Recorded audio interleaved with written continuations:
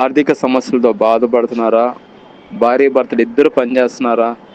ఎంత కష్టపడినా కానీ చిల్లి జోబిలాగా ఉందా? మీ కొరకు నేను ప్రార్థన చేస్తున్నాను. దయచేసి ఏకీభవించండి. ప్రియమైన మా పరలోక తండ్రి, యేసుక్రీస్తు ప్రభు పరిశుద్ధ నామమును బట్టి మీ సన్నిధికి వస్తున్నాం దేవా.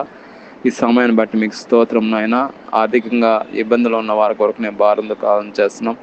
భార్య భర్తలు ఇద్దరు కూడా జాబ్ హోల్డర్స్ నాయన, ఎంతో కష్టపడి సంపాదిస్తున్నారు. కానీ నెలాఖరికి అయ్యే లోపలికి చిల్లి జోబిలాగా ఉంది ప్రభు. డబ్బులు ఎంత సంపాదించినా కానీ మిగలటం లేదు. ఏదో విధంగా ఆర్థికంగా హాస్పిటల్లోను అదేవిధంగా ఏదో విధంగా పెట్టాల్సి వస్తుంది నాయన. ప్రియమైన మా ప్రభువ, బిడ్డలను జ్ఞాపకం చేసుకోండి. ఆర్థికంగా అన్ని విషయంలో ఆదుకోండి నాయన. ఎక్కడైతే నష్టాలు ఉన్నారో, ఎక్కడైతే ప్రాబ్లమ్స్ ఉన్నాయో గద్దించండి నాయన.